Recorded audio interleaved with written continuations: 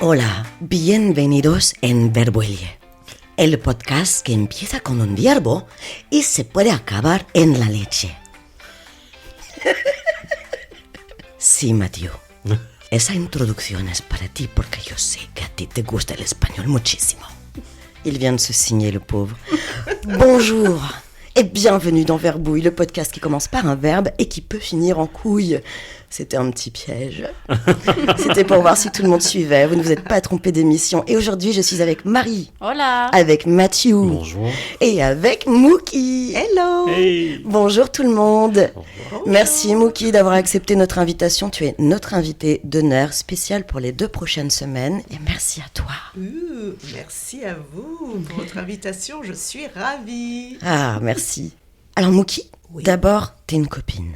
Oui. Mais t'es aussi, professionnellement, tu as longtemps été donc dans le marketing et le placement publicitaire. T'as été directrice, comment on appelle ça, directrice éditoriale, directrice de régie. Je travaillais en régie, mais j'étais directrice de la publicité.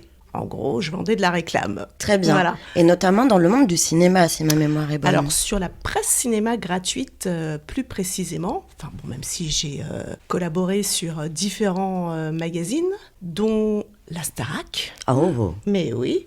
Donc, il y avait le magazine Starac Mag. Je m'en suis occupée pendant quelques années, qui avait beaucoup de succès. Tu me parlais de cinéma, effectivement, je me suis occupée de la presse cinéma gratuite.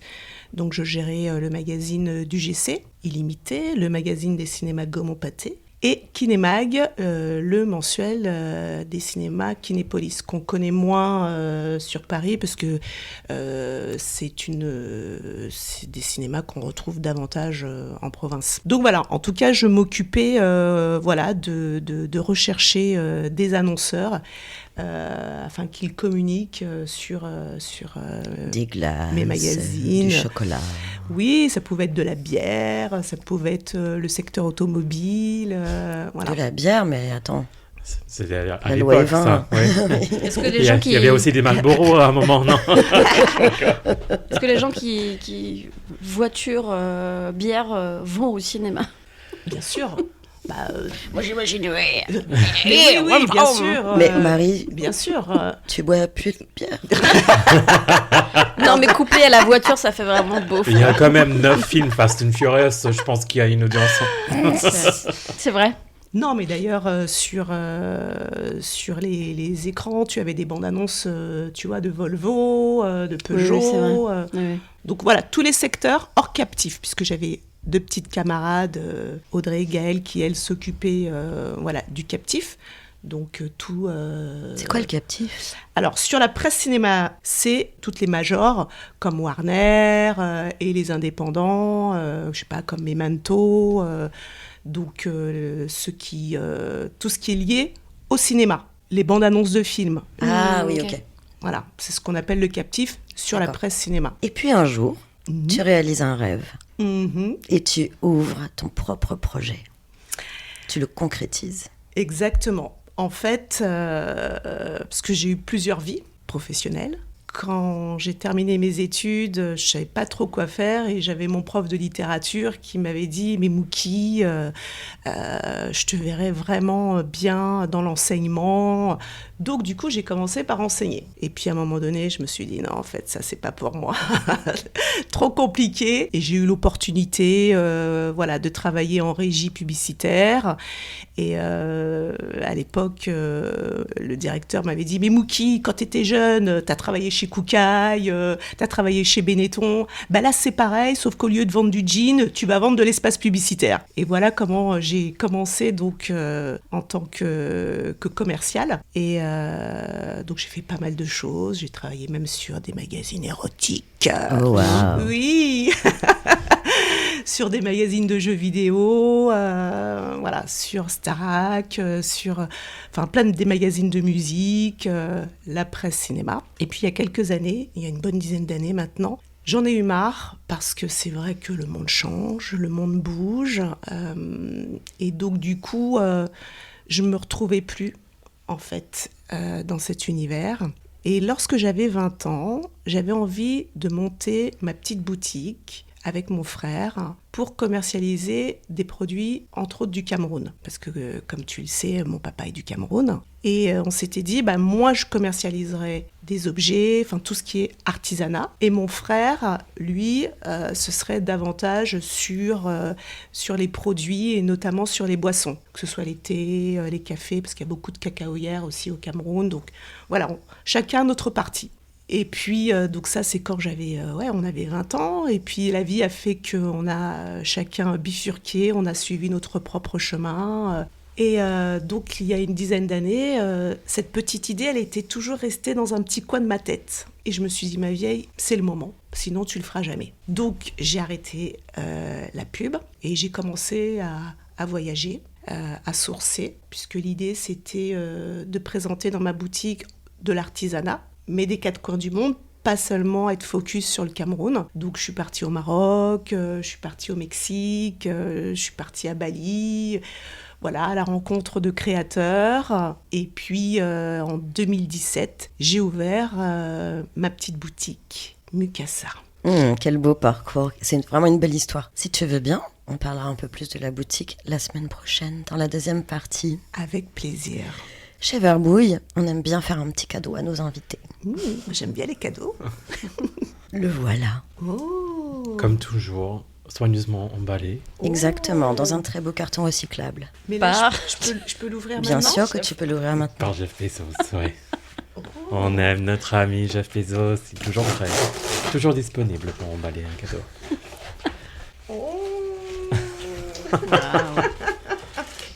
En rapport avec le cinéma ? Eh bien oui, c'est un clap de cinéma sur lequel tu peux d'ailleurs faire des inscriptions et puis les effacer.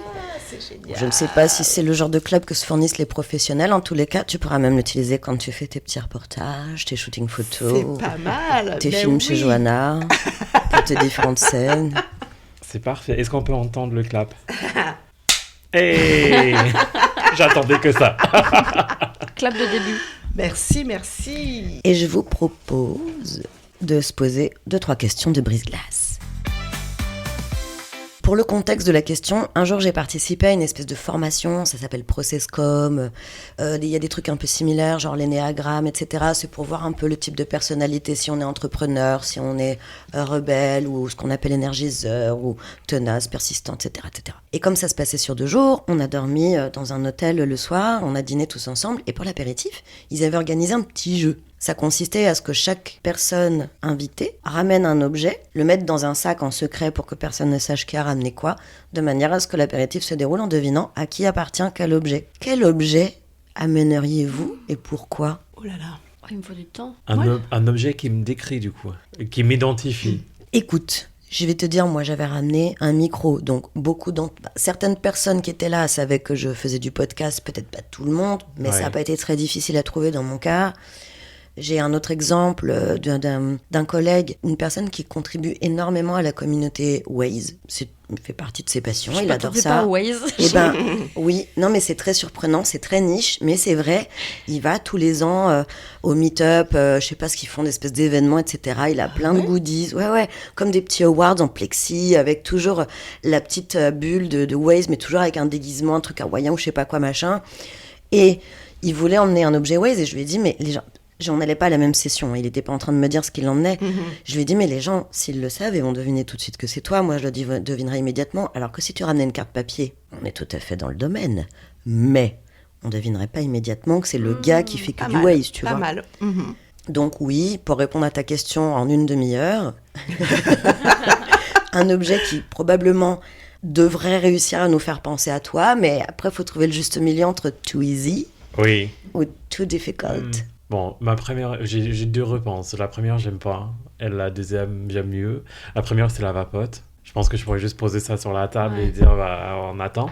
Et t'aimes pas parce que t'assumes pas trop J'assume vapoter. absolument pas ce truc. Non, et le truc, j'arrive pas à le lâcher. C'est le tétine, c'est le biberon. C'est ce que j'allais dire, ça ressemble à un petit garçon qui arrive pas à assumer cette tétine. Je le sais. Non, mais c'est ta vision de la chose. Oui, c'est totalement ma vision de la chose. Mais bon, voilà, c'est mieux que de fumer des clopes.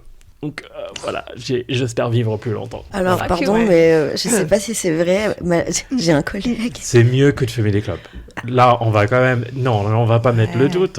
C'est mieux que de fumer Alors des moi, clopes. je suis pas totalement certaine que ce soit mieux, Oh. sincèrement. Non, je vais t'expliquer pourquoi. Parce que comme tu le disais, c'est comme une tétine. Moi, enfin, la plupart des gens qui vapotent, j'ai l'impression qu'ils sont non-stop, Oui. tu vois, avec leur vapoteuse. Moi, la clope, par exemple, sincèrement, moi, c'est 1 ou 2 cigarettes par jour. D'accord, oui, bah, tout en extrême modération. Oui, c'est vrai. Est-ce qu'on est fumeur si on fume 1 ou 2 clopes par jour? On est fumeur. On est fumeur, ok. Petit fumeur, mais on reste Ouais, fumeur. ouais. Bah là, je serais plutôt d'accord. Mais ouais, bon, moi non plus, je suis pas capable non plus de fumer que 2 cigarettes par jour, sinon... Alors, anecdote controversée, j'ai un collègue qui est allé voir son médecin récemment. Ce collègue vapote, en fait, je l'ai jamais connu fumeur.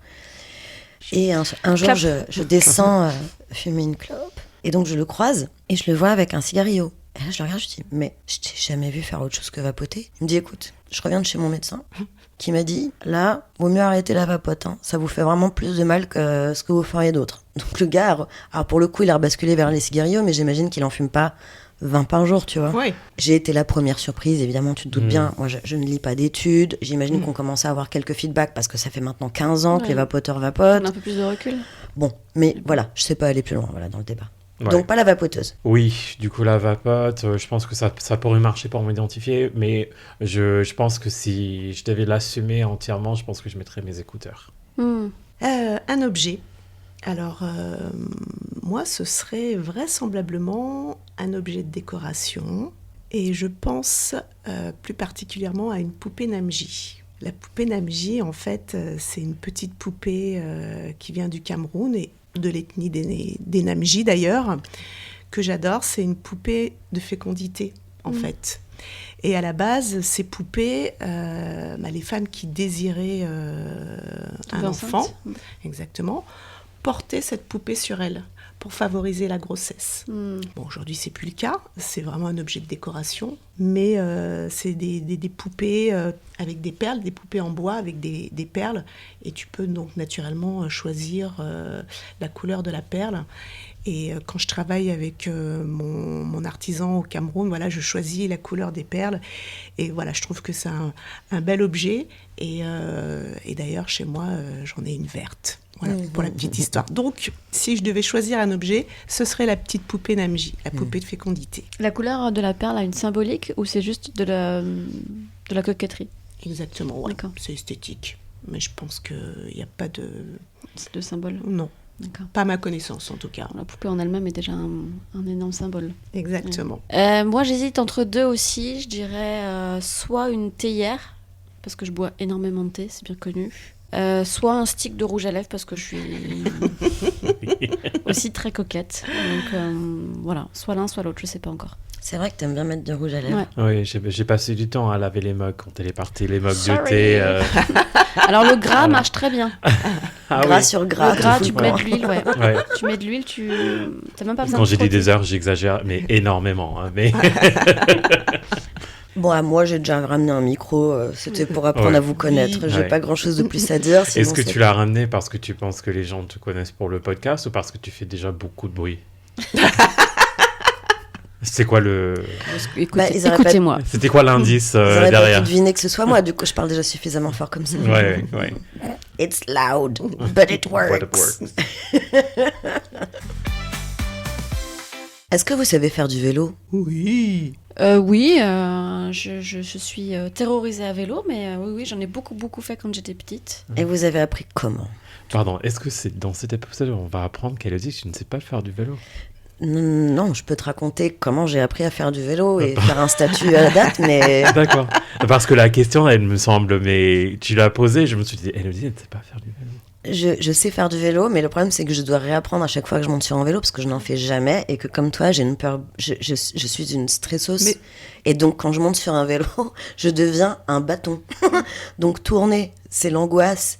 Donc ça se passe mal parce que je tourne pas ou mal ou pas assez tôt. J'ai peur de ne pas gérer les... En fait, la dernière fois que j'ai fait du vélo, oh putain, ouais, c'était il y a longtemps. Il y a plus de 10 ans. C'était dans un Center Parcs. Donc mon mec fait ses 40 ans dans un Center Parcs, la famille se réunit et tout. Et là, j'apprends, on me dit qu'à Center Parcs, les gens louent des vélos parce que c'est grand.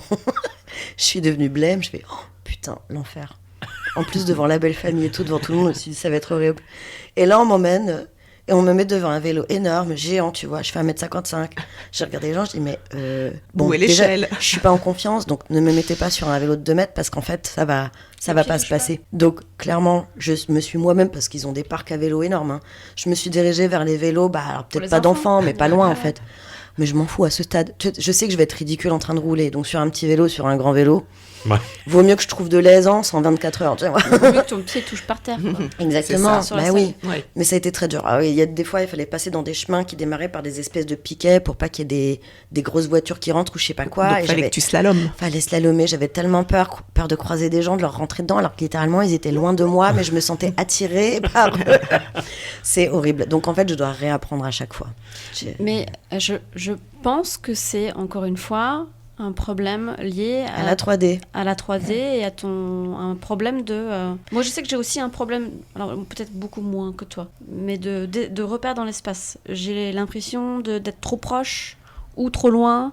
J'ai l'impression que moi, c'est le problème en voiture aussi. Quand il y a une autre voiture en face, j'ai l'impression que je vais le percuter. Le trottoir, j'ai l'impression que je vais le toucher.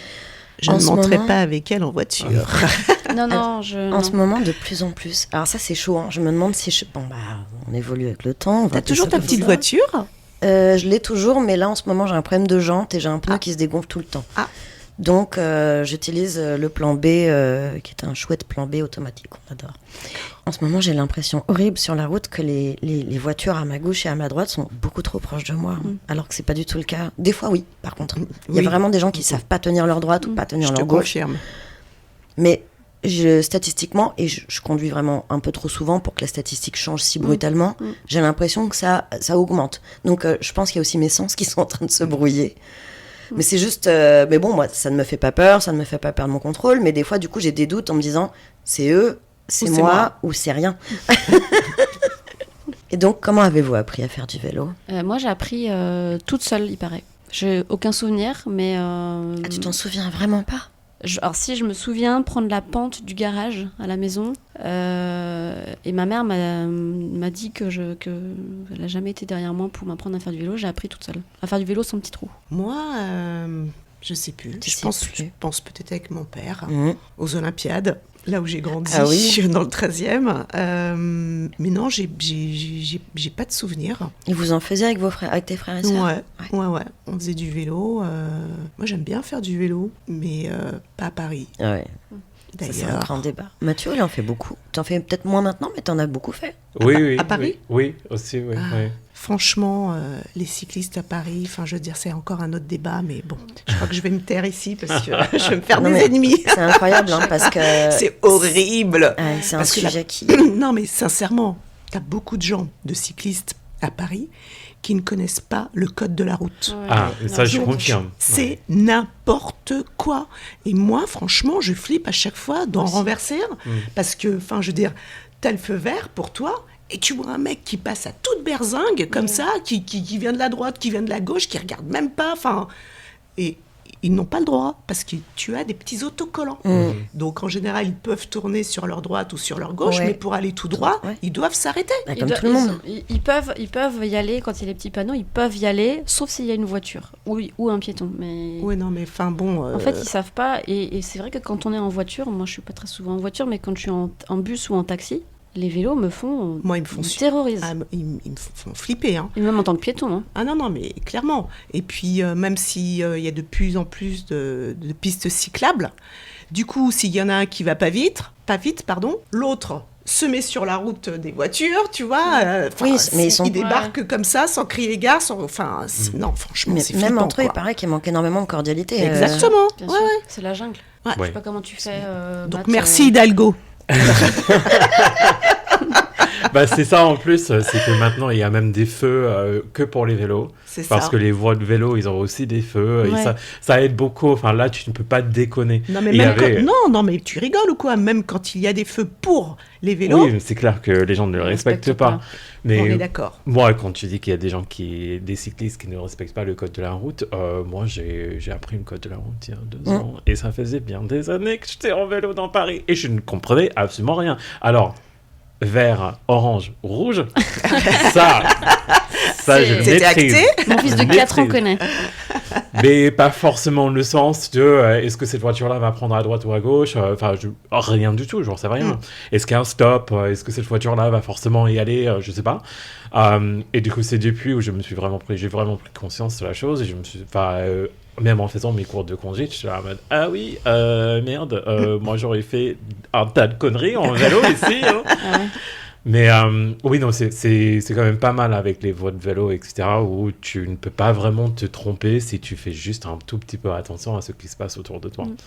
Mais j'aime bien faire du vélo. Dans Paris, ça ne me fait pas plus peur que ça, parce que c'est maintenant rare que tu peux prendre un long trajet sans passer par une voie de vélo. Il y en a un en dehors de chez moi. En fait, la dernière fois que j'étais à ta boutique, je suis allé en vélo, parce que c'était plus rapide d'aller en vélo que d'aller en métro. Et jamais il y a un moment entre ici et... République, Fille-Calvaire, où tu n'es pas en voie de vélo. Donc, Oui, mais voie de vélo, pour moi, voie de vélo, c'est vraiment voie de vélo. Or, Paris, c'est quand même voie de vélo / voie de bus. Moi, j'ai Non. trop peur de me faire écraser. Ou alors, voie de vélo, c'est aussi prendre la rue pour les automobilistes en sens contraire, En sens inverse, dans des rues Parfois, ouais. hyper étroites. droite, Ouais. ouais. Non, mais... parfois, oui. non. Dans la rue Oberkampf, clairement, tu vois, tu as une voie de bus et juste une voie pour les voitures. Et les cyclistes arrivent Le en contresens. sens inverse. Ouais. Et c'est assez flippant quand même, tu vois, parce que t'as pas beaucoup de place. Oui. Bon, bref. Et t'as appris comment à faire du vélo? Ah, caravane. Ah, quand vous partiez en vacances en caravane? Ouais, c'était clairement ça. Tous les ans, on avait un vélo pour Noël, etc. C'était le cadeau principal pendant les 10 premières années de notre vie. Donc, Tous les ans, un vélo? ouais, parce que ça grandit vite. Hein, et les vélos Ah oui. deviennent rapidement petits. Et parce qu'il y a qu'un Je an me rends entre pas moi et compte mon que les gens frère. grandissent, ouais. Les gens normaux. Ouais. Oui, entre moi et mon frère, parce qu'il y avait qu'un an entre nous, il n'y avait pas la question de se refiler, le passer. Oui, non, Mhm. du coup, systématiquement, chacun a un nouveau vélo. Avec des autocollants? Non. Avec des paniers? Des paniers, les 4 roues, voilà. Non, les 4 roues pour les enfants. Ah Ouais, oui, bah je oui. me disais, ça s'appelle pas un vélo. Oui, d'accord, pardon. Les petits trous.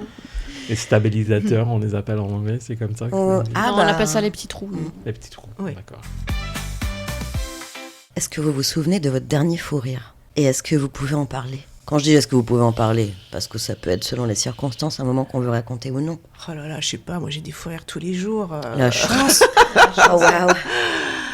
Ah, vient nous inonder de bonheur, celle-ci. Alors, il y a quelques jours, je suis allée voir une humoriste dans un petit théâtre, une jeune femme, qui a la quarantaine, que j'ai... jeune femme. Une jeune femme, bah oui, moi aussi je suis une jeune femme de 57 ans. Bon. Ah, waouh. Non, alors trêve de plaisanterie. J'avais Donc, elle totalement s'appelle oublié. Nadège sans gêne. Ah oui, elle est trop bien, Nadège. Voilà. Je l'ai... Avec je ta l'ai- tête là. Hein Avec ta tête là. Avec ta tête là. Boum. Je l'ai connue sur Instagram. Et vraiment, à chaque fois que je regardais ses sketchs, voilà, j'étais pliée de rire. Et donc là, elle fait un one-woman show, pardon, en ce moment. Et cette semaine, j'ai traîné mon mec pour la voir. Il la connaissait absolument pas. Et on a passé un excellent moment, mais vraiment, on s'est bidonné. Donc, si elle passe à côté de chez vous, allez la voir parce qu'elle est vraiment drôle. Elle est Génial. vraiment drôle. Nadège sans gêne, merci. Je mettrai dans les notes. Et vous, les amis? Moi, j'ai pas de souvenir. Il y en a eu un au boulot au mois de janvier, donc en sachant qu'on enregistre là mi-avril. Je me souviens d'un au boulot en janvier, mais je peux pas raconter. Et c'était plus réprimé. C'est pas vraiment extériorisé, mais on était à 2 doigts d'un fou rire généralisé. Après, moi, je peux pleurer de rire en regardant un truc sur Insta, je sais Ouais. pas, des robots qui se cassent la gueule. Ou je pense que c'est ça le dernier. C'est pas niche. Hein. Des robots qui se cassent la gueule, c'est niche. Ah, mais les robots J'adore. comme vraiment les robots très modernes qu'on fait maintenant. Ouais. Parce qu'on s'attend à ce qu'ils soient tellement agiles parce qu'on nous Ouais. les vend et on nous le s'y en vend, mais sauf que quand ils sont ratés, Et quand ils tombent ou quand ils se prennent un truc, ils ont des surréactions disproportionnées et mal équilibrées. Et ça rend vraiment à pleurer de rire. Mais vraiment, je pleure de rire. Voilà, je pense que ça doit être ça. Alors, c'est exactement... Enfin, j'ai pensé à presque exactement la même chose. C'était la semaine dernière et enfin, je l'ai vu au lit. C'était le mi-mai avant de m'endormir. J'ai vu au lit, j'ai même quasiment réveillé Sylvain pour qu'il le regarde avec moi 5 fois et j'ai tellement ri que j'ai laissé des traces de larmes sur l'oreiller. Et c'était... Alors, il y avait une vidéo, il y avait le titre qui allait avec la vidéo. C'est un pingouin qui est dans un zoo et qui est sur une espèce de fausses banquises. Ouais, bah finalement, il perd son footing. Mais tu vois, c'est le truc comme sur la glace, quand tu perds ton footing dans un dessin animé et tes jambes font vraiment... font vraiment tout pour le rattraper. Et il n'a pas pu se sauver, il s'est cassé la gueule. Et le titre, c'était « Il se souviendra de ce moment gênant pour le reste de sa vie ». C'est l'humanisation du pingouin, c'est l'image du pingouin qui essaie de se sauver mais qui n'arrive pas. Je pleurais. Et du coup, à la sortie de cet épisode, il faut que je retrouve la vidéo. Ah ouais, pitié. Et on va le republier. Ah oui, avec plaisir. S'il te plaît. Moi, j'ai un peu honte, mais c'était la semaine dernière. Et en fait, je discutais avec quelqu'un qu'on a reçu dans ce podcast qui s'appelle Jem. Bon, on travaille ensemble, on se voit tous les jours et on a un humour qui peut être un peu salace, ouais. Même, ouais. D'ailleurs, un jour, je l'ai regardé, je lui ai dit, tu sais que si je te dénonce à l'RH, tu as des problèmes. Et là, il m'a regardé, il m'a dit, je pense que si quelqu'un dénonce l'autre à l'RH, c'est moi qui gagne vraiment. Et malheureusement, il a sans doute raison, donc je n'ai pas continué ce débat. Mais le fou rire, c'était, je sais plus pourquoi, on part, évidemment, les mots français, parfois tu te marres, évidemment. Et donc, je pense qu'on part. On parle de l'arrêt, le poisson. Du cul. Sauf que, évidemment, ça dérive sur l'arrêt du cul et tout. Et là, je voulais... Et tu sais, j'ai vécu cette scène où tu veux démarrer une anecdote, mais t'es déjà mort, en fait, à la première phrase. Donc, globalement, les gens n'attendent qu'une chose, c'est que tu finisses parce qu'ils ne comprennent pas pourquoi t'es plus là, en train de rire toute seule. C'est ça. Et donc, je lui dis, parce qu'en plus, le début de ma phrase me faisait rire par rapport au contexte. Je lui dis, mais tu sais quelle était la spécialité de ma grand-mère. Et là, je suis dead. Je suis partie rouge, en larmes, mais bouffie de ouf. Et j'arrêtais pas de le rattraper en disant, attends. J'ai pas La fini. spécialité de ma grand-mère. J'ai réussi à finir. Il se trouve que c'était l'arrêt bouclé. Ah, c'était donc une spécialité je suis repartie coiffure. encore. Non, Même pas. c'est un type de raie, donc le poisson, Ah oui. qui, tu sais, la raie n'a pas d'os, n'a pas d'arête, c'est une espèce de cartilage. Mais il y a un certain type de raie qui a quand même des os, et j'en ai rajouté une couche, j'ai dit, mais si elle a des os un peu ronds comme ça, un peu comme des trilobites. Évidemment. D'accord, tous les mots qui vont bien. Hein. Mais oui, C'est ça. En fait, je crois que et vraiment, Et là, c'était vous êtes très dur. parti. Ah, moi, ça a été très dur de revenir. Je savais pas comment faire. Rouge. D'ailleurs, il y a une collègue qui est arrivée, elle me dit, qu'est-ce qui se passe? Ça va et tout. Mais je rigole, ça se voit pas. Je pense que vraiment, j'étais... Ouais. Quand citrouillée. tu passes de ça, où on ne sait pas visuellement si tu pleures ou si tu rigoles. Exactement. Et il y a ce moment où tu dis... Et moi, j'étais là, genre... Tout va bien? C'est pas évident que je suis en train de rire. Non, parce qu'avec toi, c'est 50-50. J'ai vraiment un visage atroce quand je rigole ou quand je pleure. Merci d'avoir écouté ce nouveau Brise-Glace. À la semaine prochaine pour un nouvel épisode. Et en attendant, retrouvez-nous sur Instagram, @verbouille.podcast. Écoutez-nous sur toutes vos plateformes préférées. Laissez-nous des étoiles autant que vous voulez. Des commentaires, on adore ça. Et faites passer le mot autour de vous. Si Verbouille vous plaît, alors faites-le savoir et partagez. Merci à toutes. Bisous.